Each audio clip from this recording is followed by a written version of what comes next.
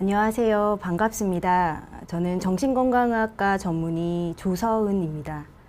가천대 길병원에서 근무하고 있고요. 오늘 이렇게 온라인으로지만 소통할 수 있어서 이제 좋게 생각을 하고 있고요. 스트레스에 대해서 얘기를 나눠보고자 하는데 너무나도 익숙하신 용어일 거예요. 많이 쓰시고 있는 단어일 거고요. 제가 뭐 외래 진료 시에도 가장 많이 듣는 단어 중 하나이거든요. 나 스트레스 받았다든지, 정말 너무너무 스트레스 쌓여. 이런 얘기들 일상에서도 많이 하시잖아요. 스트레스는 만병의 근원이다. 이런 말도 많이 듣거나 해보신 적이 있으실 것 같은데, 어떠세요? 스트레스를 왜 만병의 근원이라고 하는지 좀 더 자세히 살펴보는 시간을 가지려고 합니다. 먼저 질문을 좀 드려볼게요. 스트레스를 받지 않는 게 가능할까요? 왜냐면 스트레스 받지 마. 뭘 스트레스를 받고 그래? 이런 얘기 많이 하잖아요. 근데 결론부터 말씀드리면 불가능하죠. 우리가 살아가면서 스트레스는 너무 필연적으로 있는 거기 때문에 스트레스를 받지 않는다. 이거는 불가능한 것 같고요. 어떤 순서로 말씀을 드릴 거냐면, 먼저 우리한테 이제 너무 익숙한 그 스트레스란 용어가 어원이 어떻게 되는지, 그리고 언제부터 우리가 아는 스트레스라는 용어로 쓰이기 시작했는지, 그리고 스트레스라는 게 이제 정확히 뭔지, 그리고 그 스트레스에 대한 반응과 스트레스가 나쁘기만 한 건지, 그런 스트레스 종류에 대해서 말씀을 드리고 마무리를 짓도록 하겠습니다. 네, 벌써부터 질문을 주시네요. 그래서 스트레스가 어지러움증, 화병도 오나요? 라고 산사님께서 질문을 해주셨는데, 이제 제가 스트레스에 대한 반응에 대해 말씀을 드리면서 답변을 드리게 될 것 같아요. 그래서 혹시 제가 질문을 놓치는 게 있으면 이제 강의를 마무리하고 답변을 드릴 수 있도록 하겠습니다. 네, 스트레스의 어원을 살펴보면 스트레스란 용어는 뭐 조이다, 짓누르다 라는 뜻을 가진 라틴어 스트릭투스 스트링게레라고 발음한다 그러더라고요. 여기서 기원을 했고 17세기에는 뭐 공경이나 역경이나 고통 이런 거를 의미하는 단어로 통용되었고, 이제 이후에 신체나 정신과 관련돼서 압력, 긴장 등으로 인식되었습니다. 처음에는 이제 다리 난간에 걸리는 긴장을 표현하는 물리학적 용어를 차용해서 원래 스트레인이라고 해야 할 것을 이제 스트레스라고 쓰기 시작했다고 하고요. 그거에 대해서 이제 조금 뒤에 더 말씀을 드려볼게요. 역사적 배경으로는 미국 생리학자인 월터 캐넌이 1926년에 스트레스란 용어를 도입했어요.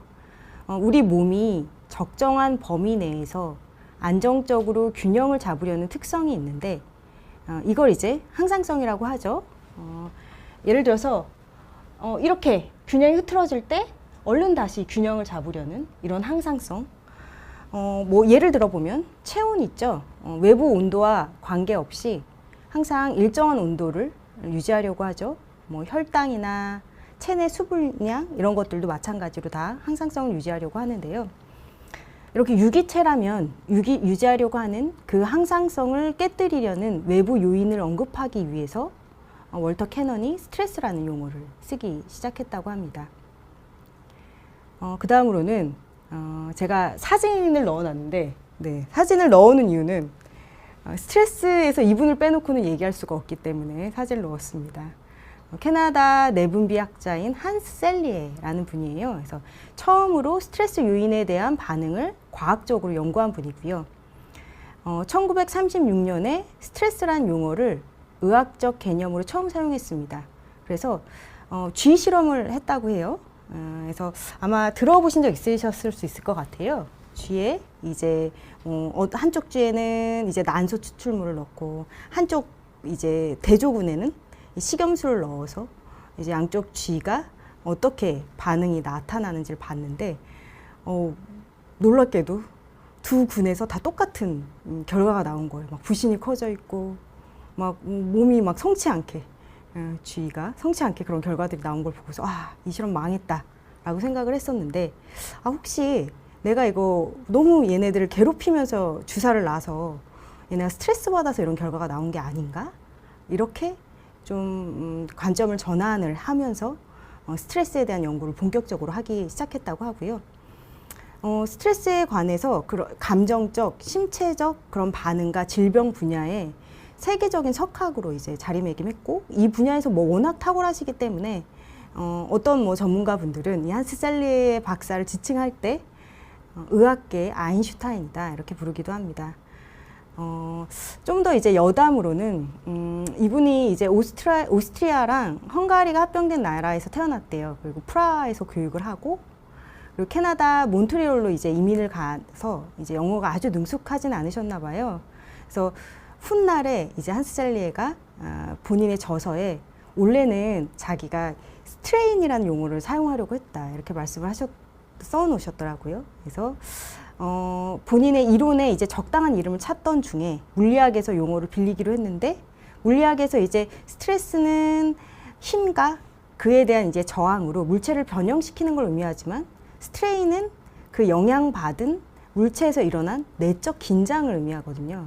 근데 그때까지 이제 한스 셀리에가 그 스트레스와 스트레인이 다르다는 걸 몰라서 그 원인이 되는 대상과 그것이 신체에 미치는 영향을 구별하지 못했고, 결론적으로 이제 나중에는 본인이 좀 잘못 명명해서 개념상 혼동을 가지고 온 것 같다 이렇게 후회를 했다고 하고요. 많은 사람들이 일상생활에서 이제 스트레스라는 단어를 많이 사용하지만 스트레스가 뭐예요? 라고 물으면 잘 설명하지 못해요. 왜냐하면 이제 다양한 관점으로 스트레스라는 용어를 사용하기 때문에 그 정의가 좀 모호해진 부분들이 있거든요. 그래서 어떤 사람은 스트레스 원으로 스트레스를 얘기해요. 예를 들어서 공부가 나한테 너무 스트레스야 이렇게 그 스트레스 자극을 스트레스인 것처럼 말하고, 어떤 분은 뭐 학교 다니는 것 때문에 너무 스트레스가 쌓여요 이렇게 스트레스에 대한 반응을 의미해서 스트레스를 얘기하기도 하거든요. 그래서 스트레스는 이렇게 세 가지: 자극으로서 스트레스, 반응으로서 스트레스, 그리고 개인과 환경의 상호작용으로서 적응의 관점에서 스트레스, 이렇게 세 가지 관점으로 정의할 수가 있습니다. 그래서 스트레스라는 용어에 여러 학자들의 견해가 있는데, 먼저 자극으로서 스트레스를 보면 어떤 행동 변화를 초래하게 하는 이제 위협적인 자극이에요. 어떤 행동 변화를 초래하게 하는.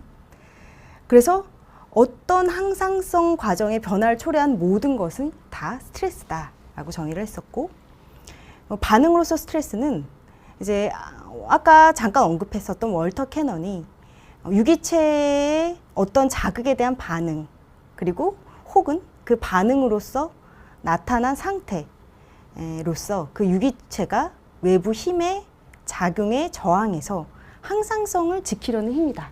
이 가운데 이 적정한 상태를 지키려고 하는 그 힘이다라고 얘기를 했고, 한스 셀리에도 정신적, 육체적 균형과 안정을 깨뜨리는 자극에 대해 안정 상태를 유지하기 위해 변화에 저항하는 반응이다라고 정의를 했습니다. 역동적 상호작용 모델에서는 스트레스 개념을 이해하는 데 있어서 스트레스에 대한 개인의 어떤 주관적 평가와 대응하는 것을 좀 중요시하는 그런 이제 관점인데요. 스트레스와 대처가 상호 독립적인 요소가 아니고, 이제 그 각 개인마다 상황에 효과적으로 대처할 만한 기술을 가지고 있다면 상황이 더 이상 위협적으로 평가되지 않기 때문에 상황과 각 개인의 그 상호작용으로서 스트레스를 정의해야 된다라고 얘기하는 세 가지 관점입니다. 스트레스에 반응하는 세 단계를 보면요. 우리 몸이 어떤 종류의 스트레스에 관계없이 신체적, 생리적 증상이 유사하게 이렇게 세 단계, 경고 반응, 저항 단계, 소진 단계로 나타난다고 합니다.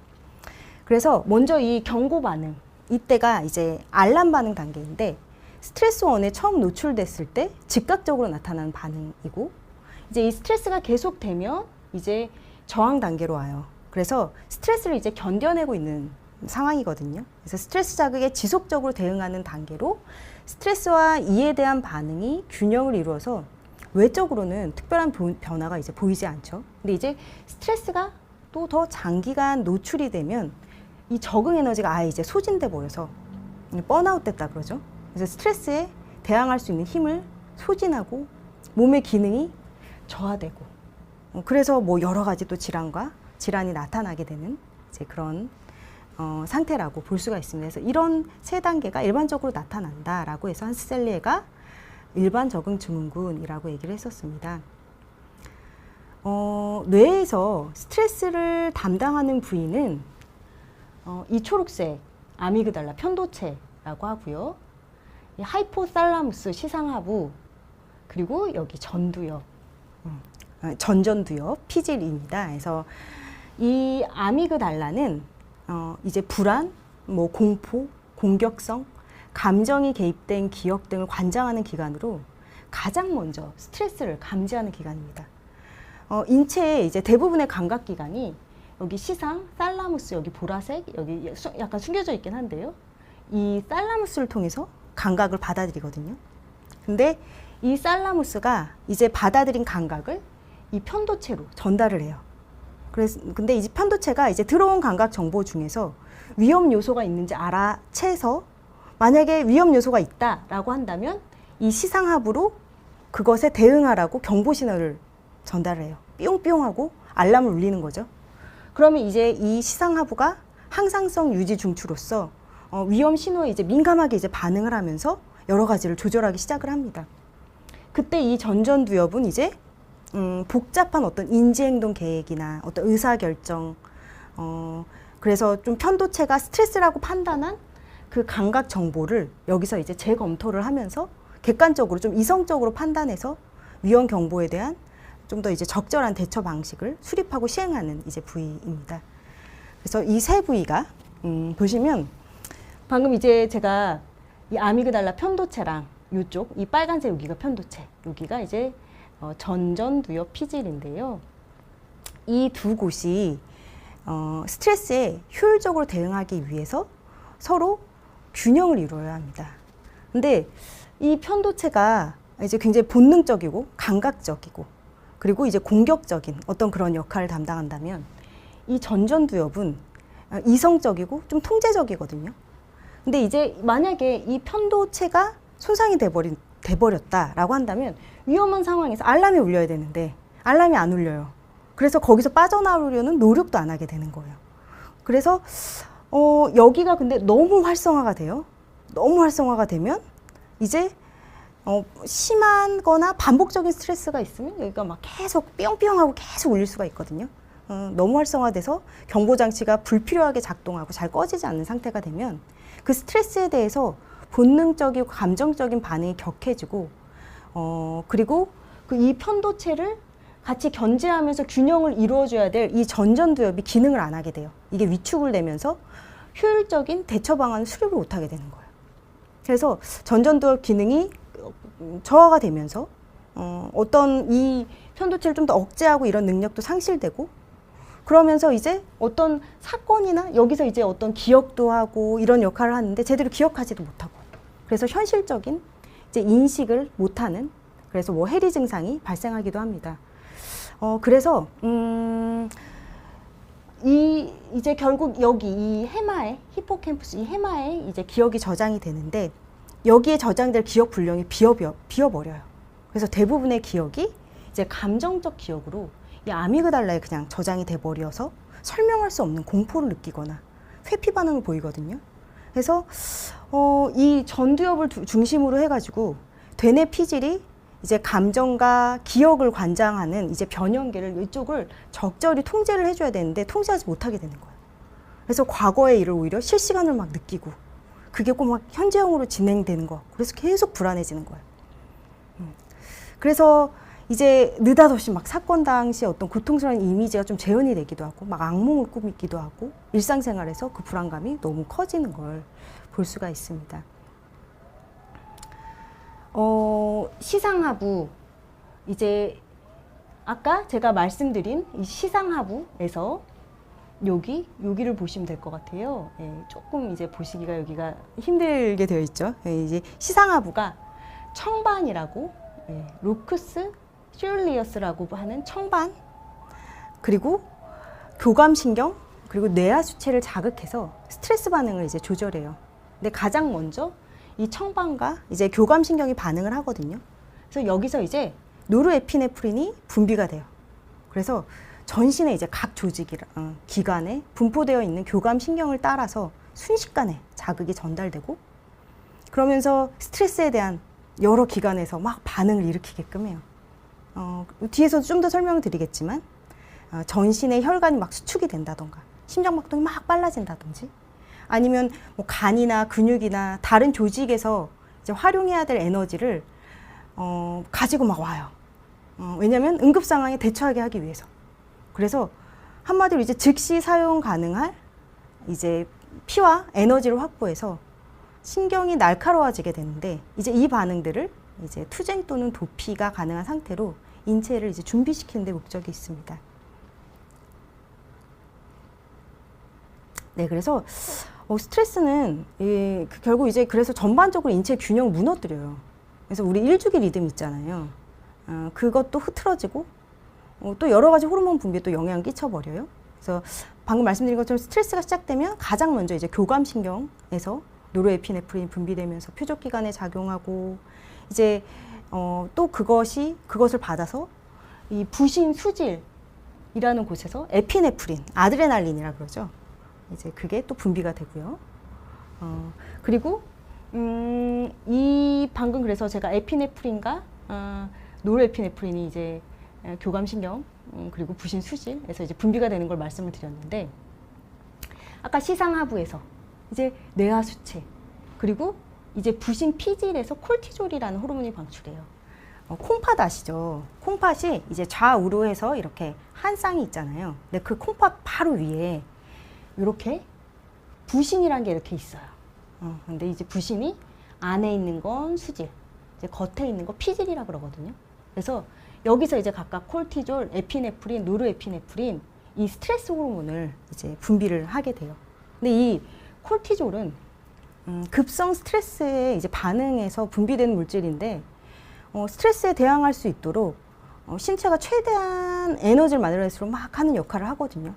그래서 외부 자극에 맞서서 이제 맥박과 막 호흡도 긴장하게 하고 증가시키면서 근육도 긴장하게 하고 막 각성을 시켜요. 좀 더 이제 신속한 상황 판단을 하기 위해서요.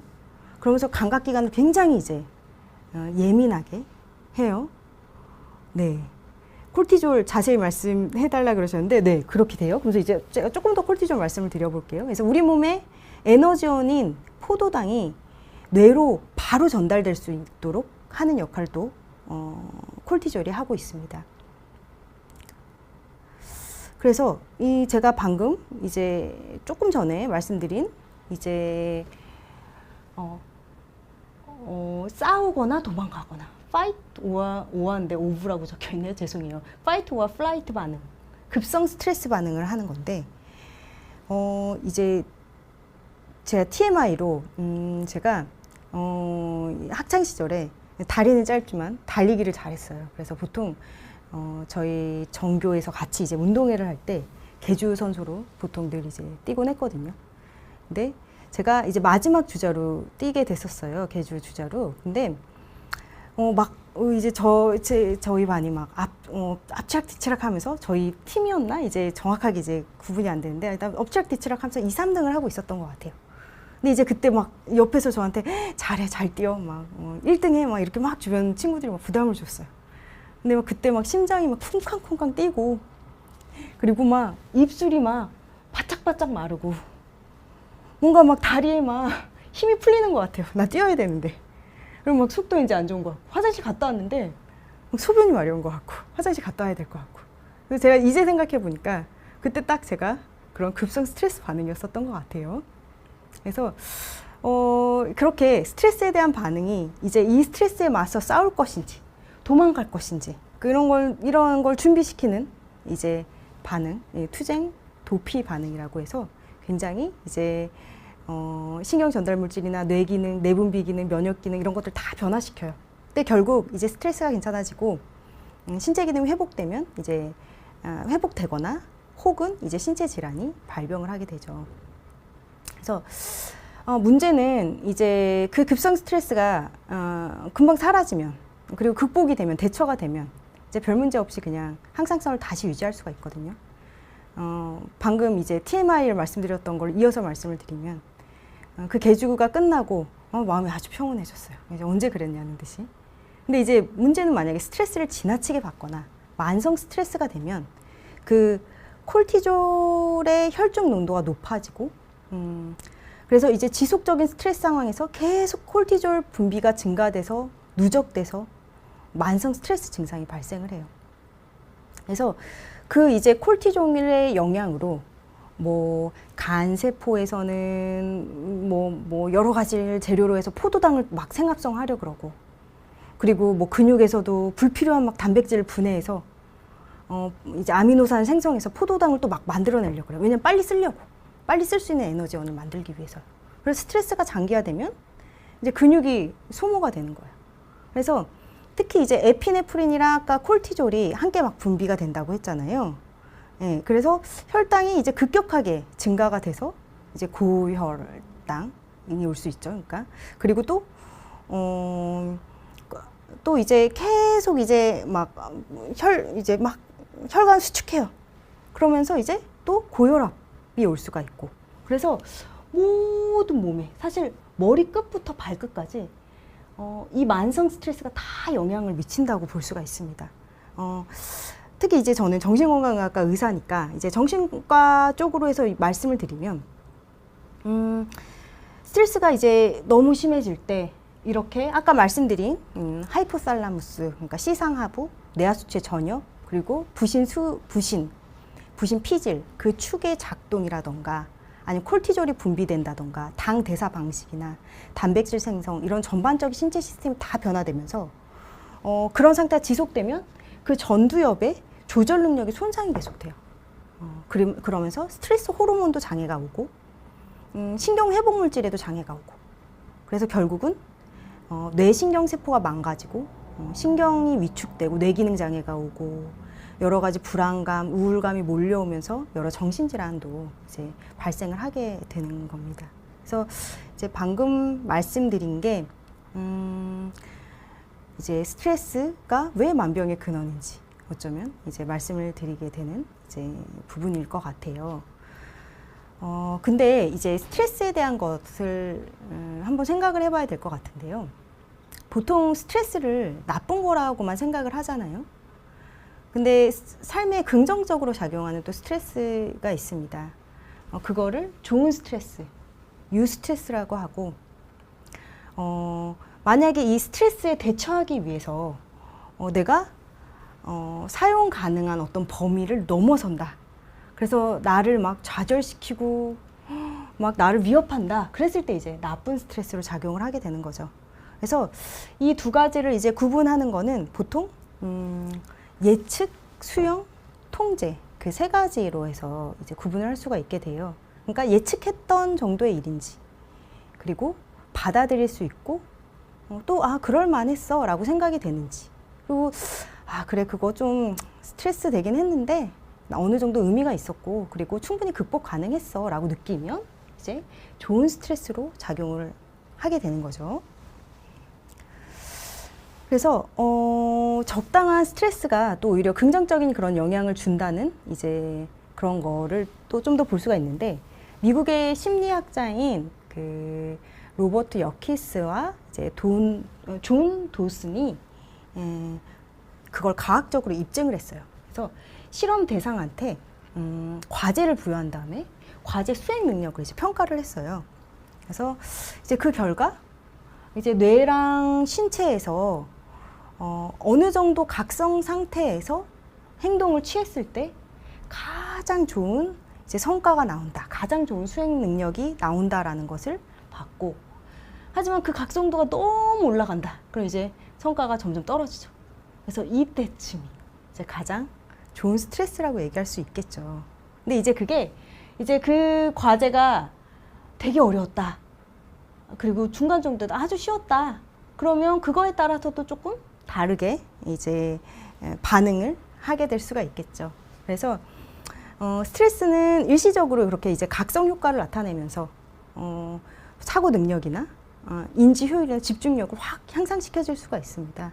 그래서 어느 정도의 스트레스는 굉장히 효율적으로 오히려 살 수 있도록 도와주는, 그리고 성과도 잘 낼 수 있도록 도와주는 그런 좋은 역할을, 긍정적인 역할을 하기도 한다. 이런 것들을 밝혀낸 이제 실험이고요.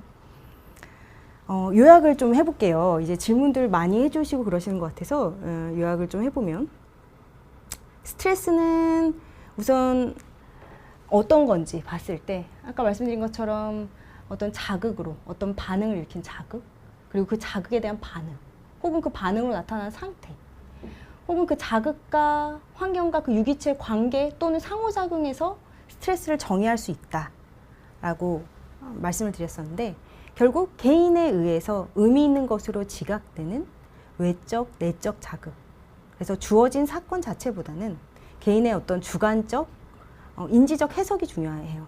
스트레스를 이해하기 위해서는 각 개인의 스트레스 사건과 스트레스에 대한 반응을 적절히 이해를 해야 됩니다. 일반적으로 스트레스가 종류에 상관이 없이 3단계 경고, 저항, 탈진 과정이 나타나는데, 이것도 이 과정들로 흘러가지만 각 개인마다 이 과정이 이제 어떤 사람은 저항 단계로 계속 유지를 할 수가 있고, 어떤 사람은 빨리 소진이 돼버릴 수가 있고, 달라질 수가 있는 거겠죠. 그래서 스트레스에 대한 반응, 아까 뇌의 이제 부위랑 그런 걸 보여드리면서 말씀을 드렸는데, 뭐 나쁜 스트레스건 좋은 스트레스건 사실 신체 기관, 머리 끝부터 발끝까지 다 부담을 일으키긴 합니다. 근데 이제 스트레스에 순기능 있을 수 있죠. 일시적으로 각성 효과를 나타내면서 집중력 향상시키면서 성과를 좀 더 좋게 하고, 그래서 결국 스트레스가 좀 더 긍정적으로 작용하느냐 부정적으로 작용하느냐는 주관적 평가에 많이 이제 좌지우지 될 수가 있고, 그렇기 때문에 이제 스트레스를 유발하는 요인은 굉장히 다양하지만 적응의 관점에서 볼 때 스트레스를 어떻게 평가하고 대처하느냐가 굉장히 중요합니다. 그렇다면 이제 스트레스 반응에서 중요한 건 결국 개인의 태도죠. 스트레스에 대해서 내가 해결 가능한지, 그것을 상황을 새롭게 좀 평가를 하면서 대응을 하게 되는 거고요. 한스 셀리에가 본인의 저서에 이제 쓴 문구인데, 우리를 죽이는 거는 스트레스 그 자체가 아니라 그걸 받아들인 우리 태도에 있다라고 얘기를 하면서 뭐 스트레스가 삶의 양념이 된다, 이런 거를 또 썼어요. 네, 그래서 적당한 스트레스는 필요해요. 뭐 너무 지나치지 않도록 이제 스트레스를 잘 다룰 수 있는 방법을 익히는 게 중요할 것 같고요. 이제 한셀리에가 고별 강연 때 일화를 좀 말씀을 드리면서 강의는 마무리하려고 하는데요. 하버드에서 이제 한스 셀리에를 초청을 했대요. 은퇴 강연을 해달라고. 그래서 이 자리에 이제 이시영 박사님이 계셨었고, 이시영 박사님이 목격담을 쓴 글을 이제 보고 저도 이제 전달을 드리는 건데, 굉장히 유명한 분이니까 이분의 강연을 들으려고 막 셀 수 없이 이제 많은 인파가 몰렸었나 봐요. 이제 강연이 끝나고 막 박수를 받으면서 이제 한셀리에 박사님 내려오고 있는데, 한 학생이 이제 한셀리에 박사님을 딱 가로막으면서 질문을 했대요. 선생님, 우리 지금 너무너무 스트레스가 많은 시대에 살고 있지 않습니까?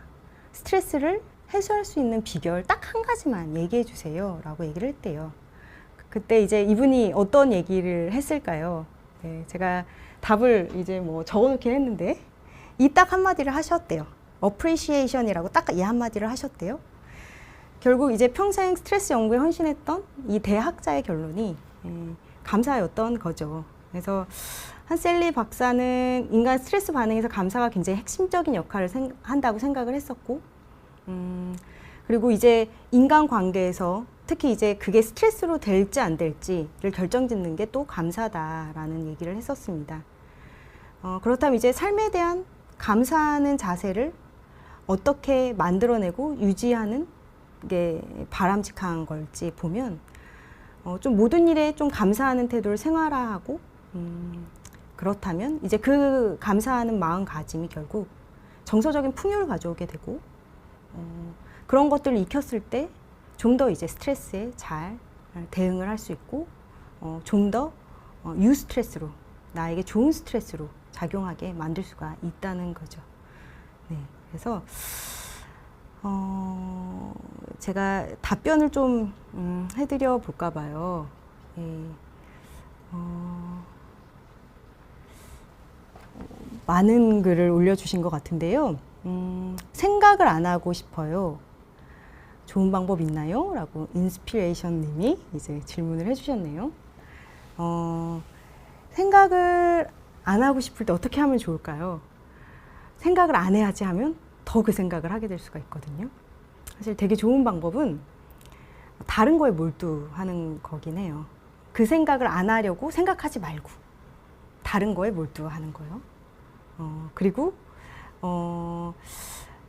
그때 또 좋은 것 중에 하나가 다른 거에 저 몰두 하나도 안 돼요. 뭐 이렇게 말씀하시기도 하거든요. 결국 생각을 한다면 보통 그 생각은 뭐 과거에 대한 후회 혹은 미래에 벌어질 어떤 것들에 대한 걱정 같은 것들을 보통 많이 하는데 지금 현재에 좀 더 집중해 보는 것도 또 굉장히 중요한 이제 좋은 방법 중에 하나예요. 그래서 또 좋은 이제 방법 중에 하나는 예를 들어서 호흡에 좀 더 집중을 해볼 수 있죠.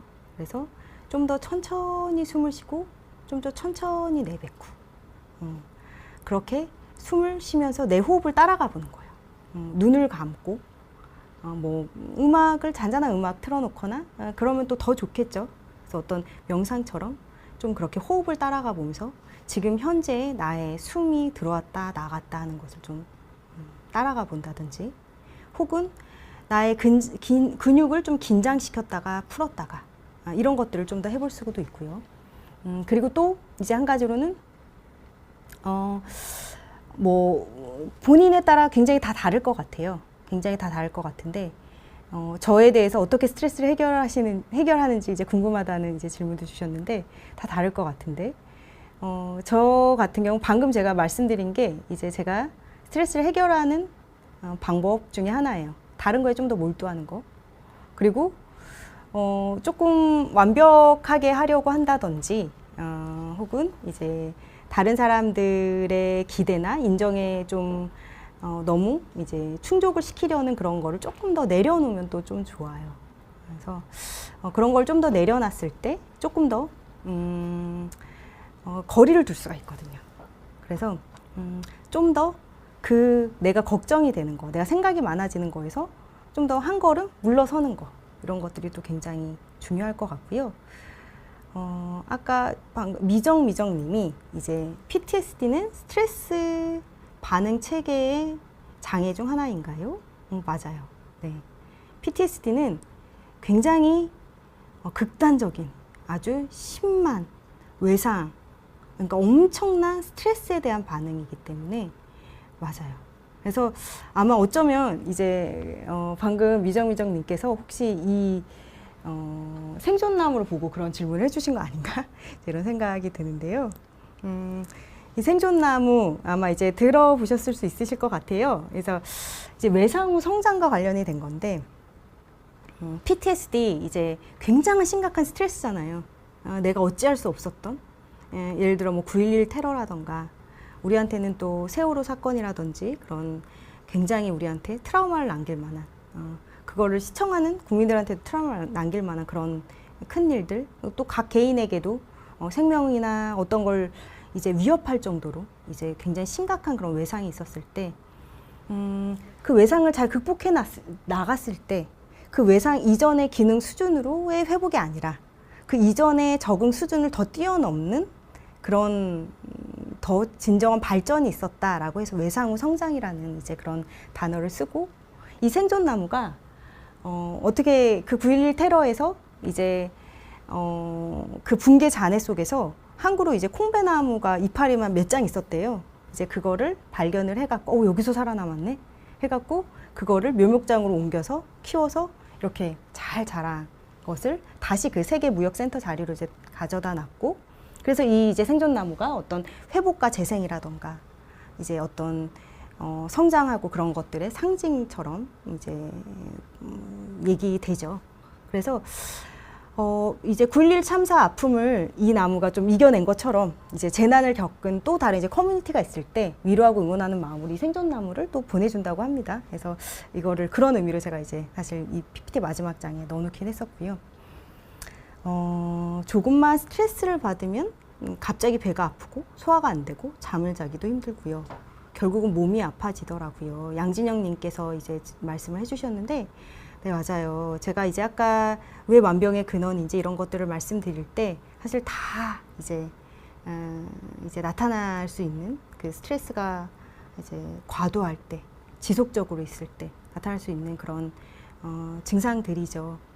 결국은 마찬가지로 스트레스를 조절하는 그런 대처법, 이런 것들을 좀 잘 익혀야 되는 게 중요할 것 같아요. 그래서 우선은 이제 사실 첫 번째로 이제 제가 느끼기에 이거 스트레스 때문에 힘드신 거다라고 생각이 돼도 신체적으로 이제 아프셔서 오셨을 때는 이제 그 편찮으신 부위에 기질적인 혹시 원인이 없는지 우선 한번 확인을 하긴 합니다. 저 이거 정서적인 것 때문에 그런 것 같아요 라고 해도 거기에 이제 기질적으로 좀 더 뭐 고쳐야 되는 부분들이 있을 수 있거든요. 예를 들어 뭐 위내시경을 했는데 이제 뭐 암이 있었다든지 아니면 뭐 그 외에 뭐 위궤양 얼른 치료해야 되는 위궤양이 심각하게 있었다든지 등등의 혹시 기질적인 문제가 없는지 먼저 신체 검사를 한번 받아보는 걸 추천을 드리고요. 그 다음으로 그런 게 문제가 없고 그랬을 때 스트레스를 관리할 수 있는 것들에 초점을 맞춰서 해보면 좋을 것 같아요. 그래서 양진영님께서는 제가 느끼기에 어떤 스트레스인지 우선 그 스트레스를 좀 더 이제 직면하는 게 사실 필요해요. 스트레스를 알아야지 또 그거에 대해 대처를 할 수가 있거든요. 그래서 지금 나한테 일으키는 이 스트레스가 지금 어떤 건지, 왜 이렇게 일으키고 있는지 이런 부분들에 대해서 혹시 가능하다면 이제 누군가와 같이 얘기를 해봐도 좋고요. 뭐 상담을 받아보셔도 좋고, 그렇다면 조금 더 이제 객관적으로 나의 스트레스라던가 힘든 걸 바라볼 수가 있거든요. 그래서 우리가 마인드풀리스 한다고 얘기를 하는데 좀 더 객관적으로 나를 한 걸음 떨어져서 바라봤을 때 그것에 대해서 또 조금 다른 관점을 가질 수가 있어요. 그래서 그런 부분들을 추천을 드립니다. 그래서 만약 그냥 지금 당장 할 수 있는 게 어떤 걸까요? 라고 말씀을 해주신다면 뭐 좀 자연을 가까이 한다든지 아니면 태양 아래에서 좀 가벼이 산책을 한다든지 이런 것들은 굉장히 많이 이제 추천을 드리는 부분입니다. 그래서 지금 스트레스에 좋은 음식이나 영양제 뭐가 좋을까요? 스트레스에 좋은 음식은 규칙적으로 영양가 있게 골고루 잘 드시는 걸 추천드려요. 우리가 좀 뭐 라면이라던가 과자라던가 이렇게 좀 몸에 안 좋다고 여겨지는 것들을 조금 멀리 하시면 좋을 것 같고, 규칙적으로 식사를 잘 챙겨 드시면 좋을 것 같고, 영양제는 이제 필요에 따라서 뭐 꼭 필요하신 게 있다라고 한다면 이제 한두 개를 복용하실 수는 있지만 너무 맹신하시거나, 그게 또 이제 건강기능식품이지만 의약품은 아니잖아요. 그렇기 때문에 영양제는 필요하신 게 한두 개가 있다 그럼 같이 복용해 보셔도 좋을 것 같고요. 뭐 오메가3라던가 비타민 C라든지 뭐 필요한 것들, 뭐 간혹 뭐 마그네슘 같은 게 조금 긴장 완화하는 데 도움이 된다 이런 얘기를 하긴 하는데, 네, 영양제는 영양제다로 생각을 하시면 될 것 같고, 너무 스트레스가 심하시면 오히려 빠른 치료를 조금 더 추천을 드리고요. 그리고 스트레스를 완화를 위해서 자꾸 두피 아픈 쪽을 골라 머리카락을 뽑게 됩니다. 네. 네. 혹시 이제 이런 것들이 혹시 강박적인 거 아닌지 조금 확인은 해보셔야 돼요. 그래서 왜냐면, 강박적으로 머리를 막 뽑거든요. 발모증이라고 저희가 얘기를 하는데, 굉장히 불안해서 또 이제 그런 강박 장애가 이제 나타나고, 그걸 하지 않으면 너무 불안해요. 뽑아야지만 좀 편안해져요. 이런 거가 맞는지 이제 조금 더 한번 점검을 해보시면 좋을 것 같고, 보통 인지행동 치료를 좀 하시라고 추천을 드리고, 또 그게 너무 심하다, 너무 기능을 떨어뜨릴 정도다라고 한다면 이제 SSRI 같은 이제 항우울제를 좀 복용을 해보시면서 장기적으로 봤을 때 그런 게 조금 또 완화가 됩니다. 그래서 안 뽑으려고 하는 인제행동 치료와 함께 이제 그렇게 혹시 너무 기능이 떨어지면 그렇게 약물까지 같이 복용해 보시는 것도 좋을 것 같고요. 스트레스 받았을 때 치맥을 먹으면 기분이 풀린다면 야식으로 치맥을 먹는 게 나은가요? 라고 말씀을 해주셨는데 네, 사실 추천드리기 힘들 것 같아요. 왜냐하면 치맥이 야식으로 특히 이제 먹죠. 이제 생활의 균형을 좀 잘 유지하는 게 되게 중요하거든요. 특히 이제 스트레스 받은 상황에서 규칙적인 수면, 일정한 기상 시간 굉장히 중요합니다. 그 서카디안 리듬을 잘 유지하는 게 되게 중요한데 밤에 뭔가를 막 더 먹고 위를 부담스럽게 하고 그럼 또 수면까지 오히려 더 영향을 미치고 그럴 수가 있기 때문에 그런 부분들을 좀 고려를 하셔서 다른 방법을 좀 추천을 드려요. 제가 아까 잠깐 말씀드렸지만 밤에 하기 좋은 게 좀 명상이라든지 혹은 이제 간단한 스트레칭 같은 것도 좋을 것 같고요. 혹은 이제 글을 좀 써보신다던가 글을 쓰는 게 뭐 대단한 걸 쓰실 필요는 없으시고 뭔가 그냥 오늘 하루의 느낌 혹은 그냥 내가 드는 생각 아무거라도 한두 단어도 좋아요. 글을 써보시면 분명히 느끼실 거예요. 이제 글을 쓰면 또 머리에 다른 이제 부위가 활성화가 되면서 조금 더 내가 막 골치 아프고 이런 것들에서 조금 더 한 건 물러설 수가 있거든요. 그래서 그런 방법들 본인에게 이제 도움이 될 만한 그런 방법들을 이제 좀 활용을 해보시면 좋을 것 같고요.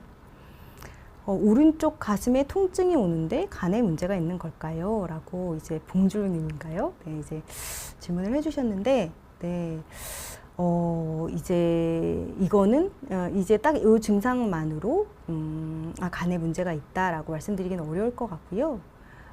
확인을 받아보셔야 될 것 같아요. 심전도라든지 이제 여러 가지 좀 검사를 해보셔서 혹시 문제가 없는지 한번 우선 확인을 받고 뭐 간 수치도 혈액 검사로 확인을 하고 그러셔야 되겠죠. 그래서 확인을 받아보셔야 될 것 같고요. 스트레스를 받으면 스테로이드 분비로 면역력이 억제돼서 한기도에서 끝날 코로나가 면역작용을 돼서 맞습니다. 네, 딱벌님께서 네, 맞습니다. 네, 근데 이제 말씀드린 것처럼 스트레스를 안 받아야 된다. 이게 참 불가능해요. 미션 임파서블이거든요. 왜냐하면 온 도처에 다 스트레스가 깔려 있어요. 모든 관계에서도 그렇고 어떤 걸 해나가는 거, 살아간다는 것 자체가 그럴 수도 있고요. 그렇기 때문에 이제 스트레스를 안 받기 위해서 피할 수 있는 게 한계가 있긴 해요. 그래서 방금 말씀드렸듯이 그 스트레스를 좀 어떻게 조절할지 이런 것들을 좀 생각을 해보셔야 될 것 같아요. 네, 스트레스 시 얼굴이 아픈 게 최고 힘들어요. 빨개지고 부은 느낌요, 두근거리고요. 네. 네. 이제 스트레스가 굉장히 심할 때요. 두통 있으셨던 분들 있으실 거예요. 스트레스 때 제가 아까 편도체 아미그달라가 과활성화되면서 계속 삐용삐용하고 알람을 울리는 그런 상태라고 말씀을 드렸었는데 머리가 꼭 불 붙은 것 같은 그런 상태가 되는 거거든요. 네. 이제 머리에 그 신경 전달 물질이라던가 그런 것들에서요. 실제로 불이 붙었다는 의미는 아니고요. 그래서 이제 영어로 좀 진정해라 이런 말, stay cool 이렇게 얘기하잖아요. 그런 게 굉장히 어쩌면 적절한 표현이에요. 그래서 좀 이제 그런 걸 좀 가라앉혀야 돼요. 그러려면 굉장히 각성된 상태거든요, 사실. 스트레스가 계속 지속된다는 거. 좀 이완해야 돼요. 제가 왜 좀 더 천천히 호흡에 좀 집중을 하시고, 좀 더 심호흡을 해보시고, 그리고 조금 더 여유를 갖고, 내가 있는 곳에서 한 걸음 떨어져서 봐야 되고, 이런 것들을 말씀드렸냐면, 그 막 계속 뿅뿅 돌고 있는 경고가 울리고 있는 그 상태, 각성된 상태에서 조금 벗어나도록 해주시는 게 도움이 될 수가 있습니다. 편두통과 조증의 차이는 크죠. 예. 편두통은 특히 이제 조증은 이제 뚜렷하게 이제 임상적으로 이제 진단을 할 수 있는 게 있죠. 이제 굉장히 막 에너지가 넘친다든지, 기분이 막 너무 좋다든지. 그런 것들로 인해서 굉장히 과활동성이 나타난다던가 잠을 안 자게 되고 뭔가를 막 해내려고 하고 이런 것들이요. 그렇기 때문에 편두통은 머리가 아픈 건데 조증은 어떤 그런 기분이나 에너지 상태 변화가 확연하게 나타나는 거기 때문에 차이가 있을 수가 있습니다. 그래서 만약에 그런 부분들에서 이제 인스피레이션님이 이제 혹시 내가 조금 궁금하다라고 생각을 하시면 뭐 상담을 받아보시는 것도 도움이 될 것 같습니다. 저의 스트레스 해소법, 이제 아까도 물어봐 주셨던 분이 계셨었던 것 같아요. 그래서 저의 스트레스 해소법도 마찬가지로 조금 더 한 걸음 물러나요. 먼저 이제 생각을 해요. 이제 이 스트레스를 내가 조절할 수 있는 건지 없는 건지, 그 스트레스 자극을요. 만약에 내가 좀 피할 수 있다. 그럼 좀 적당히 피해도 돼요. 아, 그래. 내가 그것까지 못하겠다. 이거는 나한테 너무 스트레스가 되는 혹시 관계다라고 해도 좀 어느 정도 거리를 좀 줘도 되고요. 내가 조금 피할 수 있는 자극이면 사실 피하셔도 돼요. 근데 사실 피할 수 없는 자극들도 많이 있잖아요. 어쩔 수 없는 자극들. 아까 말씀드린 뭐 9.11 참사 같은 거는 우리가 뭐 어떻게 벌어지고 난데 어쩔 수가 없잖아요. 정말 심각한 일들. 혹은 뭐 큰 일이 있었다던가 주변에 뭔가 뭐 사별을 했다든지 그런 문제로도 많이 이제 오시는데, 그렇게 내가 어찌할 수 있는 문제인지 내가 어찌할 수 없는 문제인지 우선 구분을 하셔야 되고, 내가 조금 그 스트레스 자극을 조절을 할 수 있는 거라면 그렇다면 그 스트레스 자극을 좀 줄여볼 수 있도록 하고, 그 스트레스 자극에 대해서 내가 조절할 수 없는 거라면 그거를 받아들여야 돼요. 받아들이고 직면하는 게 필요하고, 그걸로 인해서 내 마음 상태가 지금 어떤지를 점검을 좀 해보셔야 돼요. 내 마음이지만 모르는 경우가 대부분입니다. 저도 마찬가지일 거고요.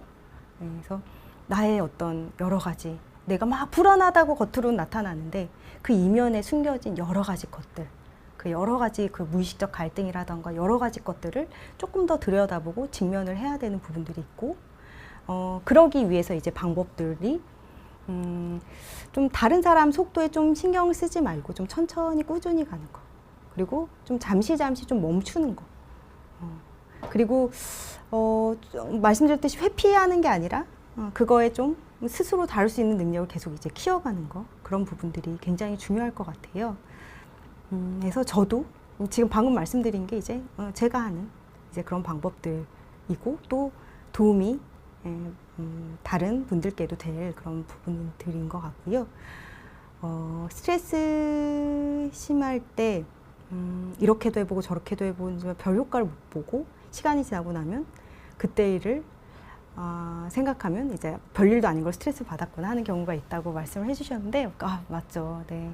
그렇기 때문에 좀 한 걸음 떨어져서 조금 마인드풀리스를 하는 그런 부분들이 굉장히 중요할 것 같아요.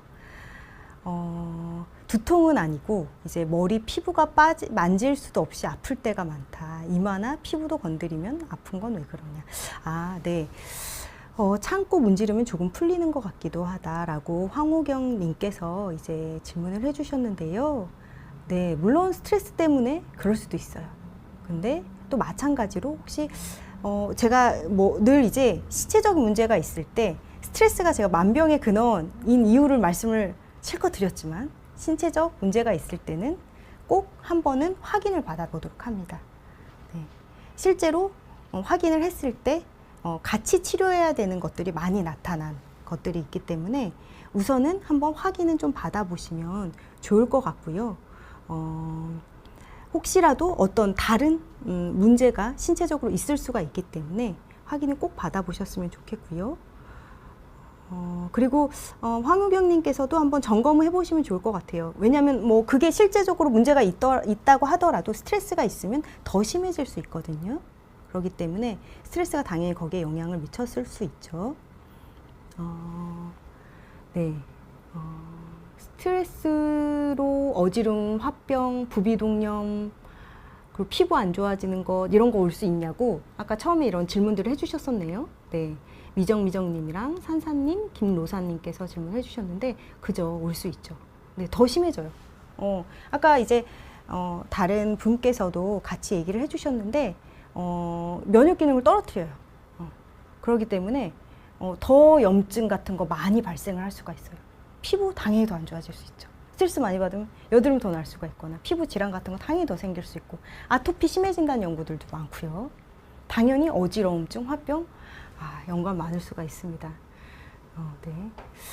그리고 폭식증을 앓고 있어요. 먹고 토하고 어릴 적 따돌림, 가족들의 눈초리, 살찌는 게 죽는 것보다 싫어요. 너무 스트레스를 받아요. 이우일님께서 말씀을 해주셨는데 네 정말 많이 힘드시겠네요. 그래서 정신과에도 계속 다녀봐도 안 되네요. 방법이 없을까요? 라고 말씀을 해주셨는데 네. 이제 이제 여러 가지 이제 과거력이라던가 좀 더 자세한 내용을 많이 좀 더 들어봐야 될 것 같긴 해요. 그래서 이우일님께서 이제 분명히 어렸을 때부터 쌓여온 어떤 크나큰 마음의 상처가 많이 있던 것들이 또 그런 식으로 나타난 거일 수가 있거든요.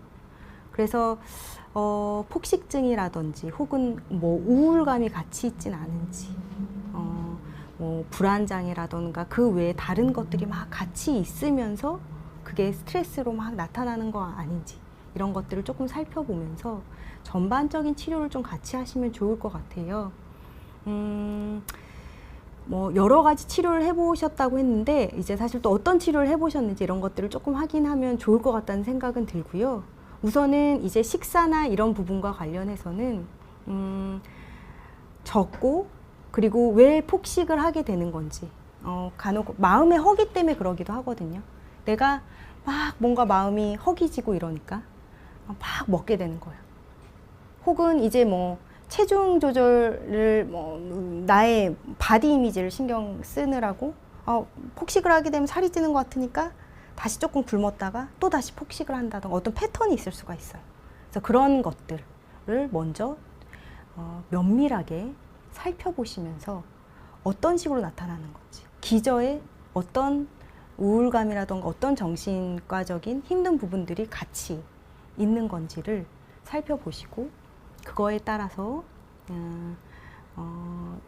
이제 같이 접근이 되어야 될 것 같아요.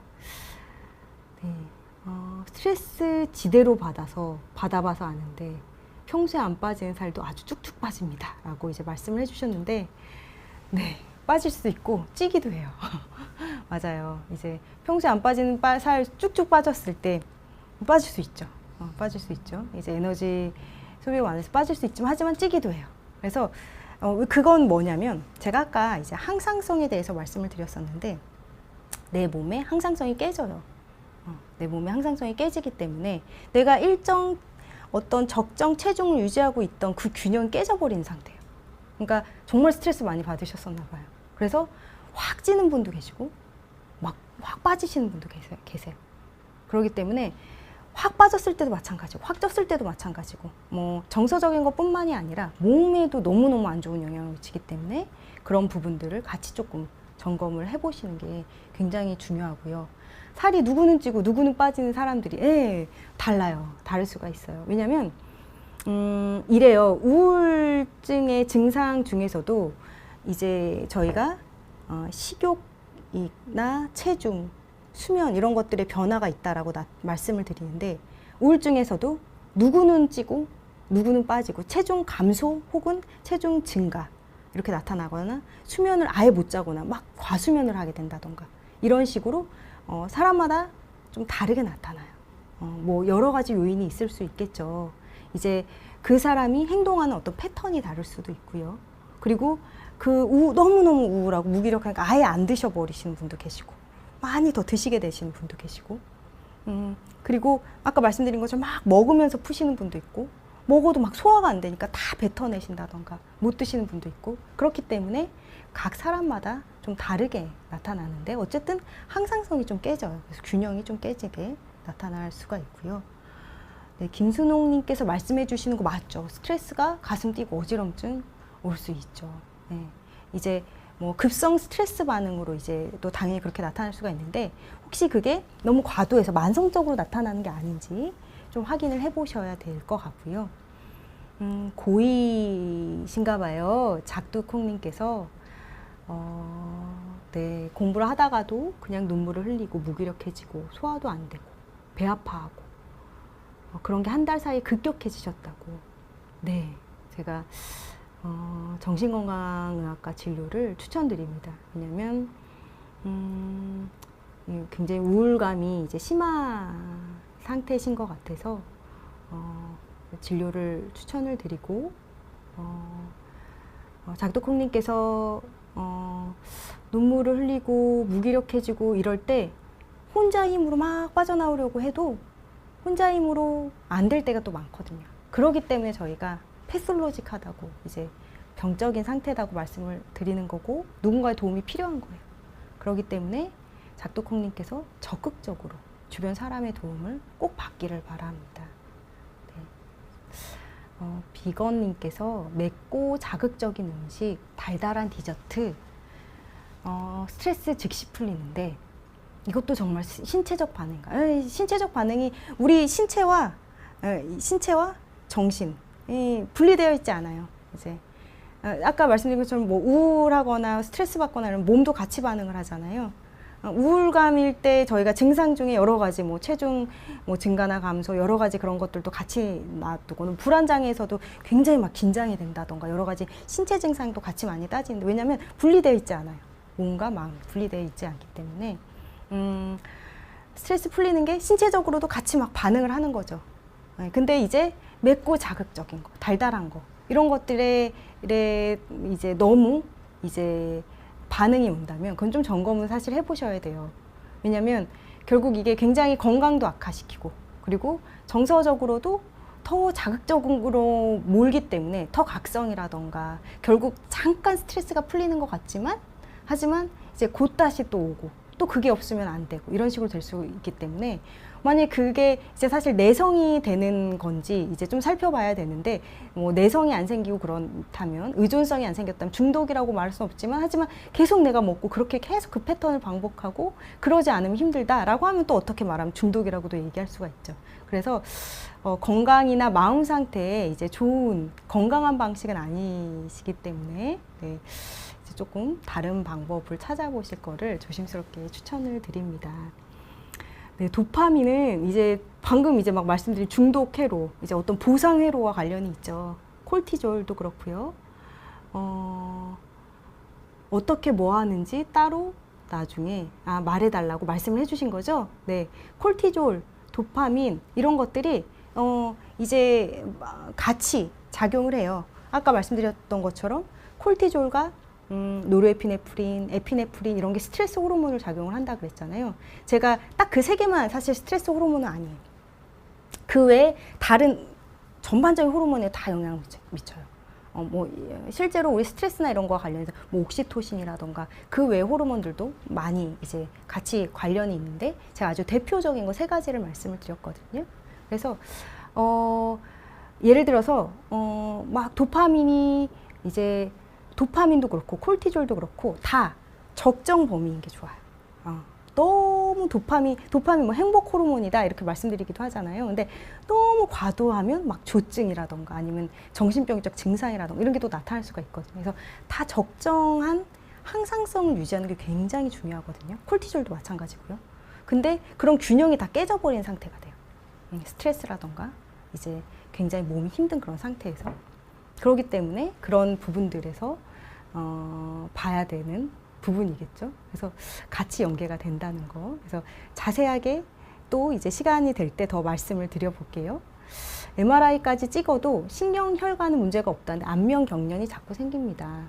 눈이 툭툭 튄다던가 눈밑이 달달달 떨린다던가 스트레스 받지 말라고 하는데 네, 이게 스트레스랑 관련이 있을 수가 있죠. 스트레스랑 관련이 있을 수가 있고요. 간혹 뭐 이제 제 외래에도 오셨었던 분이 계셨었던 것 같은데 이제 뭐 가바펜틴 같은 약을 이제 신경과에서 같이 이제 추천해 주시기도 하시더라고요. 그래서 아마도 우선은 좀 지켜보다가 호전이 되는지를 조금 확인을 하다가 아마 더 처치가 들어갈 수 있을 것 같고 뭐 간혹 너무 힘든 분들은 이제 제가 알기로 보톡스라던가 그런 걸 그 부위에 조금 놔주는 그런 경우도 있다라고 알고 있기 때문에 이제 좀 경과를 확인을 하시면서 신경과에서 계속 같이 확인을 해보시면 좋을 것 같아요. 실제로 신경혈관은 MRI 상에서 어떤 기질적 문제가 없는데 그런 것들이 나타나는 게 있기 때문에 확인을 해보면 좋을 것 같고, 당연히 스트레스가 심하다던가 아니면 몸의 어떤 또 균형이 흔들리는 상태가 있을 때 당연히 그런 것들이 더 심해질 수가 있어요. 네. 소방관 중에 친한 동료가 현장에 순직 후 그만두는 경우 많네요. 이것도 당연히 스트레스죠. 네. 정말 큰 스트레스죠. 친한 동료가 순직 후에 얼마나 그게 바로 옆에서 그런 걸 지켜봤을 때 얼마나 큰 스트레스로 다가왔겠어요. 그래서 저희가 이제 소방관 분들은 이제 그런 것들을 바로 곁에서 보거나 목격하거나 이런 것들이 반복되기 때문에 외상 후 스트레스 장애 준해서 또 말씀을 드리고 그러기 때문에요. 이제 어마어마한 정말 트라우마틱한 이벤트라고 볼 수 있죠. 외상성 사건으로요. 해결이 되지 않는 상황으로 잠 못 잔 지 벌써 1년 반이네요. 해결이 되어야만 스트레스가 없어질 것 같은데 시간이 걸려야만 해결되는 일이라서 계속 스트레스 상태에 있습니다. 잠도 못 자고 꿈을 엄청 많이 꿔요. 마음을 아무리 컨트롤해봐도 힘든 건 힘들다는 생각만 드는데, 네, 맞아요. 네, 아마 지금 이제 스프리모님께서 말씀해 주신 게 다들 이런 생각 많이 하실 거예요. 이게 해결돼야지만, 나한테 스트레스를 줬던 그 자극이 해결돼야지만 내가 괜찮아질 것 같은데 이런 생각을 보통 많이 하세요. 근데 아까 말씀드렸듯이 해결되지 않는 상태로 쭉 가는 분들 굉장히 많으세요. 그래서 결국 해결되지 않았을 때도 그것을 내가 그거에 대한 나의 반응을 바꿀 수 있도록 해야 돼요. 아까 말씀드렸듯이 아마 해결하실 수 있었으면 진작에 해결하셨을 거예요. 근데 지금 해결이 쉽게 안 되는 거기 때문에 어쩔 수 없이 해결되지 않는 상황을 내버려 두셨을 것 같은데, 내가 어찌할 수 없는 것에 대해서는 그냥 받아들이고, 내가 어찌할 수 있는 부분이 있거든요. 그걸로 인한 나의 정서 반응, 나의 마음 상태, 이런 거는 내가 사실 직면하고 조절할 수 있는 부분들이기 때문에 그 부분에 계속 초점을 맞추셔야 돼요. 그래서 그 내 마음에 대해서 그것을 다룰 수 있는 능력을 계속 좀 키워나가셔야 될 것 같아요. 그래서 제가 사실 조금 더 시간이 되면 이제 보여드리려고 했던 PPT를 좀 더 이제 보여드려 볼게요. 딱 두 개예요. 왜냐하면 이제 어떻게 이제 스트레스를 해결해야 될지 이런 것들을 이제 많이 말씀을 해주시기 때문에 물어봐 주시고 그러실 것 같아서 제가 혹시 시간이 되면 좀 더 말씀을 드리려고 했던 건데요. 자기 회복의 7단계라고 해서 프리덤이라고 이제 얘기를 해줘서 각 그 철자를 제일 앞에 두고 이제 하나씩 이제 7단계로 해서 본다라고 하는데요. 포커스, F, 처음에 F는 포커스인데요. 불안을 조절하고 좀 의식을 좀 명료하게 하는 기본적인 단계인데, 먼저 내 마음에 집중을 하는 거예요. 내 마음에 집중을 하고 SOS를 통해서 나의 뇌 안에 그런 막 알람이 울리는, 막 불안하게 하고 스트레스를 받게 하는 그 경보 신호를 알아차려야 돼요. 그러려면 슬로우 다운, 서두르지 말고 종종 휴식 시간을 꼭 가져주면서 이완을 시켜야 돼요. 몸을 편안하게 해줘야 돼요.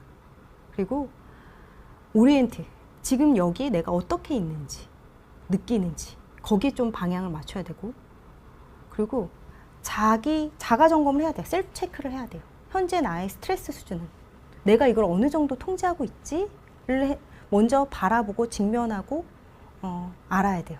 소크라테스가 너 자신을 알라라고, 그게 사실 제일 먼저, 가장 먼저 시작되는 부분이거든요. 그래서 먼저 그것에 집중을 하고 직면을 하고 피하려고 하지 않고 그렇게 하면서 그 다음 단계로 recognize, 인식을 해야 돼요. 스트레스를 주는 원인을 인식을 해요. 그래서 이모션을 한 번에 한 가지 감정에 주의 집중을 해요. 굉장히 여러 가지 감정이 있을 수가 있거든요. 그 다음에 evaluate, 내 사고를 내가 거기에 어떻게 사고하고 있는지, 내 전전두엽 피질이 이걸 어떻게 재평가하고 있고 어떻게 대처하려고 하는지를 평가를 해봐야 되고, 그래서 그거를 define, 중요한 개인적인 목표나 어떤 필요에 맞춰서 정의를 내리고 오픈, 마음의 문을 좀 더 열어셔야 돼요. 그래서 나한테 있는 사소한 것들이라도 나의 긍정적인 좀 부분을 칭찬을 해주셔야 돼요. 그리고 make, 기여를 해야 되는데 다른 사람들을 도울 수 있는 작은 방법들에 관심을 둬야 돼요. 어떤 시 구절이 제가 지금 좀 헷갈리는데 나의 힘든 걸 볼 시간에 이제 뒤돌아서면서 다른 사람을 뭐 안아주겠다 이런 거가 제가 생각이 나는데 아까 한스 셀리의 분이 감사를 얘기했었는데 그 감사가 감사해라만 있는 게 아니에요. 다른 사람이 나한테 감사하게끔 해라도 얘기를 했거든요. 그게 어떤 얘기냐면 내가 다른 사람한테 좀 더 베풀고 다른 사람들 되돌아보고 다른 사람들한테 조금 더 좋은 영향력을 끼치는 거에 좀 더 집중을 하면 다른 사람이 결국 나한테 감사하게 되고 나의 행복에 동참하려고 한다. 이런 얘기를 또 저서에 써놨었어요. 그래서 make가 그런 의미로 좀 더 보면 좋을 것 같고요. 그리고 또 뭐 이시영 박사님께서 많이 하시는 얘기 이제 중에 다른 사람한테 본인이 받은 거 여러 가지 고마웠던 것들 조금 더 돌려주고 싶다 이런 얘기를 많이 하는데 이제 그런 부분들 다른 사람들을 조금 더 뒤돌아봤을 때 나의 스트레스나 이런 것들에 대해서 또 좀 더 극복이 잘 돼요. 이상하죠? 나의 스트레스에 집중하기보다 다른 사람들을 좀 더 되돌아봤을 때 그런 것들도 있기 때문에 혹시 그런 방법들도 조금 같이 활용을 해보시면 좋을 것 같고요. 이남인남님께서 매일 몇 시간 걷기로도 힘들고 결국 구토, 두통, 설사 등 모든 증상이 나타난다고 하셔서 링겔 맞고 돌아왔다고 하시네요. 네, 정말 많이 힘드시겠네요. 네. 이제 병원 가셨다고 하니까 아마 제가 아까 말씀드렸듯이 신체적 증상이 있을 때 이거 그냥 스트레스 때문인가 보다 라고 이제 놔두시지 말고 우선 한 번은 꼭 확인은 해보셔야 돼요. 이것들이 혹시 다른 어떤 기질적인 실제 내 몸에 문제가 있지 않은지. 그래서 그것만 치료하는 게 아니라 내가 스트레스를 받고 있다는 게 인지가 되면 같이 정신적인 부분까지 같이 좀 치료를 해야 되는데, 네. 그렇게 해서 이제 또 혹시 그런 부분들 때문에 너무 힘들고 스트레스를 받으실 것 같은데 같이 그런 거를 이제 조절을 해보실 수 있도록 해보시면 좋을 것 같고요. 김현님께서 네, 되게 중요한 얘기 해주셨네요. 왜냐면 제가 아까도 좀 뭐 산책하는 거 이런 거 추천을 드렸는데 이제 제가 좀 다른 거에 주의를 집중해 보시는 걸 추천을 드렸었잖아요. 이제 무기력해지고 우울해지거나 스트레스가 심할 때 사실 막 다 움직이기도 싫어지기도 해요. 그냥 가만히 누워있고만 싶다던가 그냥 가만히 있고 싶고 누가 막 말 거는 것도 귀찮고 이럴 수가 있거든요. 근데 그때 내가 그냥 무작정 나가서 잠깐 걷고 들어온다든지 그러면 말씀하신 것처럼 실제로 기분 좋게 하는 그런 호르몬들이 또 막 작동을 해요. 네. 이제 호르몬이 보통 한 개만 움직이지 않기 때문에 같이 막 작동을 해요. 그렇기 때문에 그런 것들을 또 적극적으로 활용해 보시기를 추천드리고요. 네. 걷기도 좋고 이제 여러 가지가 좋은데 다만 너무 무리하시지 않도록 운동할 때 간혹 이제 너무 무리했을 때 실제로 뛰는 거 좋아하시는 분들이 오래 정말 많이 뛰다 보면 정말 기분이 좋아진다라는 말씀을 많이 해주시는데 간혹 그러시다가 이제 조금 몸이 이제 힘들어지신 경우가 있어요. 왜냐하면 막 기분이 좋기 때문에 내 몸이 실제로 무리가 조금 가고 있는데 그걸 인식을 잘 못할 때도 있거든요. 그래서 그런 부분들도 잘 이제 같이 생각을 해보시면서 네, 건강에 도움이 되는 적절한 운동도 같이 해보시면 좋을 것 같습니다. 네. 스트레스, 네, 발암물질 순위로 치면 어느 정도 위치일까요? 네. 스트레스가, 예를 들어서, 동등하게 비교가 안 되는 경우들이 많아요. 저희가 뭐 연구하거나 그럴 때, 어떤 거에 요인을 살펴보려면 다른 걸 다 배제하고 딱 그것만 살펴보고 그래야 되는데, 스트레스가 뭐, 예를 들어서 뭐, 저희, 담배, 술 이런 거 유명한 발암 물질이잖아요. 가장 이제 악명 높은 가장 이제 심각한 발암 물질로 알고 있잖아요. 근데 이런 것들과 이제 같이 딱 분리해서 구분이 어렵긴 해요. 어려워요. 왜냐하면 이제 예를 들어 그 담배 피시는 분이 스트레스 같이 받으면서 담배를 또 더 피고 또 악순환도 막 될 수가 있고 이러기 때문에 그런 것들이랑 다 따져서 맥이다라고 딱 이제 말씀드리기가 애매하지만 굉장히 높겠죠. 왜냐하면 그런 여러 가지 상황에 보통 스트레스가 다 결부가 되기 때문에요.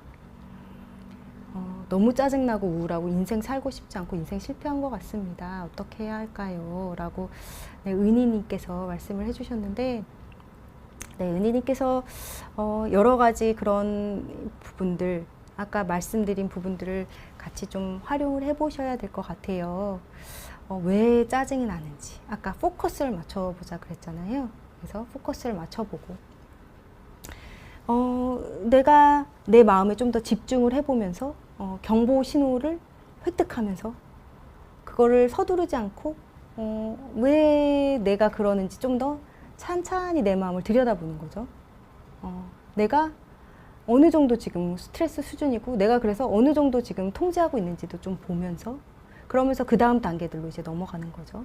한 가지 감정들에 주의 집중하면서 거기에 대한 나의 사고를 평가하고 그거를 좀 재정의하고 재점검을 하고 그걸 다시금 이제 칭찬할 부분도 칭찬해주고 여러 가지 적극적인 방법을 최대한 활용해 보려고. 아까 이제 뛰는 거나 걷는 거 이제 해보시니까 이제 좋다라고 말씀을 해주셨는데, 네, 그런 부분들도 같이 이제 활용을 하면서 해보시면 좋을 것 같고, 이제 더 추천을 드리는 거는 네, 정신건강의학과 진료를 좀 꼭 받으셨으면 좋겠어요. 왜냐면 어쩌면 살고 싶지 않다, 인생 실패한 것 같다 이런 것들이 너무 힘드시니까 이제 마지막 좀 다 놔버리고 싶은 실존의 문제를 어쩌면 좀 건드리게 되는 그런 부분들인데, 이럴 때는 아까 말씀드린 것처럼 다른 사람의 도움이 꼭 필요합니다. 그래서 적극적으로 이제 전문적인 도움을 받을 수 있는 노력을 꼭 하시기를 꼭 추천드리고요. 예, 스트레스를 좀 더 잘 받는 분들 계시죠. 예, 그렇기 때문에 스트레스를 아까 말씀드린 것처럼 덜 받는 거에 집중하기보다 그 스트레스를 어떻게 내가 직면하고 어떻게 대처하고 대응하고 할지, 그 스트레스에 대한 이제 조절 능력을 키워가시면 결국 스트레스를 덜 받게 되실 거예요. 왜냐하면 이전에 대박님께 디스트레스로, 나쁜 스트레스로 작용했던 걸 이제 대처 능력이 생기시면 그걸 유스트레스로 바꾸실 수 있게 되는 거거든요. 예. 제가 외상후 성장을 아까 잠깐 말씀을 드렸는데, 그 스트레스를 좀 더 극복하고 대처가 되는 순간부터는 이게 내가 극복하고 나니까 오히려 내가 더 성장을 했구나, 이런 것들을 분명히 느끼실 거고, 예전에 내가 심각하게 느껴졌던 것들이 조금 더 수월하게 해결할 수 있고 그거에 대해서 덜 스트레스를 받을 수 있는, 결국 그렇게 될 수가 있을 것 같고요. 늘 불안하고 무기력한데 운동 시작하셨다고. 네, 유문기님 훌륭하십니다. 네. 또 이렇게 다른 분들께도 이제 의욕을 주시는 얘기를 같이 나눠주셔서 감사하고요. 와리맘님께서 엉덩이에 포진이 나타나신다고 스트레스 받지 말고 쉬라고 하는데, 네, 그 스트레스 받지 말라. 네, 쉽지 않죠. 그렇기 때문에 네, 몸이 계속 그렇게 나타났던 것만으로도 우선 스트레스가 되셨겠네요. 엉덩이에 계속 두세 달에 한 번씩 그렇게 포진이 나타나서 얼마나 힘드셨었겠어요. 그래서 그것만으로도 이미 스트레스 요인이, 스트레스 자극이 됐을 것 같고요. 이제 와리맘님께서 그거를 이제 어떻게 좀 대처하고 처리해 나갈 건지를 거기에 좀 집중해 보시면 좋을 것 같고요. 5년 이상 되셨으면 네, 너무 지치시겠네요. 병원도 이미 당연히 다니시면서 이제 확인을 해보시고 계신 것 같은데요. 네, 스트레스를 줄이거나 스트레스를 좀 더 조절하거나 이러면 물론 조금 더 잘 극복해 나가실 수는 있겠지만, 스트레스를 조절해서 엉덩이 포진을 싹 없어지게 할 수 있냐? 이건 또 조금 어려울 수 있거든요. 왜냐하면 이제 좀 실제로 거기가 굉장히 예민해진 상태여서 이제 포진이 계속 발생을 하는 거라면, 내가 스트레스 막 조절하고 이래서 왜 안 없어지지? 그럼 또 이게 더 막 스트레스로 작용할 수 있기 때문에 이거 나타난 거 어쩔 수 없지. 또 최대한 이제 5년 동안에 어떤 그거를 포진을 잘 극복하는 어떤 방법, 스킬이 좀 더 분명히 쌓이셨을 거고, 그런 부분들을 활용을 하면서 극복해 나가시는 거에 좀 더 초점을 맞추시면 좋을 것 같아요. 예, 네, 와리마님 역시 네, 훌륭하세요. 네, 정신건강의학과 15년째 다니면서 네, 3, 40분씩 상담하고 오면 마음 정리가 좀 된다고 하시는데, 네, 훌륭하신 것 같으세요. 네, JM님께서 통제하려는 마음 내려놓기 어떻게 하나요? 네, 통제하려는 마음이 어떤 건지 좀 바라봐 보셔야 돼요. 어떤 걸 통제하려고 하는 건지 그거에 좀 집중을 해보셔야 될 것 같아요. 예를 들어서 내가 조절할 수 있는 걸 조절하려고 하는 거는 괜찮을 수 있어요. 근데 내가 조절할 수 없는 건데 막 통제하고 조절하려고 하면 나를 더 힘들게 하거든요. 그때는 받아들여야 하는 게 가장 좋죠. 있는 그대로 좀 받아들이고 그대로 받아들인 것처럼 그런 부분들에서 받아들였더니 이제 보이는 또 여러 가지 것들이 있을 거예요. 이걸 받아들였더니 내가 이런 것들, 이런 생각이 떠오르네, 이런 감정이 드네. 그럼 그 다음 단계로 그것들에 집중을 하면서 재점검을 하고 평가를 하고 그거에 맞춰서 또 조절해 나가는 거를 익히시면 좋을 것 같습니다. 네, 저도 해바라기님이랑 김현님께서 말씀해 주신 것처럼 자연과 함께 하는 거 굉장히 중요하다고 생각을 해요. 그래서 좀 여유를 가지실 때 특히 잠깐이라도 하늘을 바라보신다든지 네, 아름다운 뭐 자연 환경 같은 것들을 좀 더 가까이 하시는 거를 추천을 드립니다. 준승중님, 네, 결국 움직여라. 네, 움직이는 거 중요하죠. 네, 한 가지 방법 중에 하나인데 그게 다는 아니겠죠. 왜냐하면 또 내 마음을 가만히 들여다보고 그러는 부분이 꼭 필요하기 때문에 같이 병행해 주시면 좋을 것 같아요.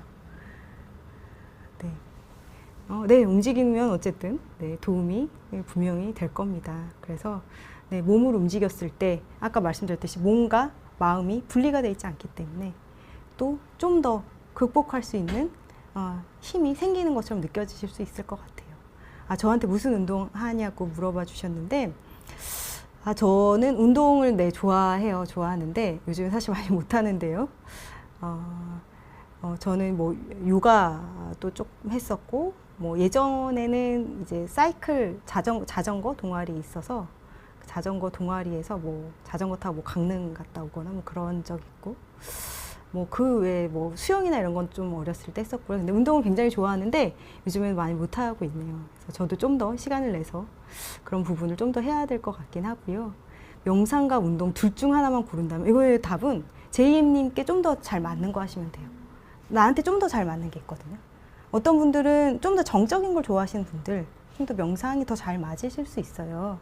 근데 운동하고 조금 어느 정도 그래도 땀이 흐르고 그랬을 때 오히려 확 몰입이 되면서 명상도 같이 된다 이러시는 분도 계시거든요.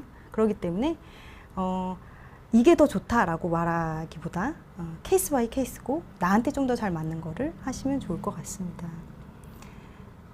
네, 등산 네, 저도 정말 추천드립니다. 네, 등산 추천드리고요. 예. 시간이 네, 한 20분 정도가 넘었네요. 여기서 좀 마무리를 해야 될 것 같은데 여러 가지 얘기 같이 활발하게 해주셔서 정말 감사드리고요. 제가 시간이 좀 더 있었다면 좀 더 많은 얘기를 여쭤보고 싶기도 하고 싶다 이런 생각도 드는데 또 언젠가 기회가 있을 거라고 생각이 들고요. 네, 오늘 이렇게 관심 있게 들어주시고 그리고 또 아픈 부분, 네, 힘든 부분 같이 나눠주셔서 정말 감사드리고요. 그리고 또 도움되는 얘기 해주셔서 정말 감사드립니다. 네, 다음에 또 뵐 수 있기를 네, 고대하면서 마무리하겠습니다. 예, 감사합니다.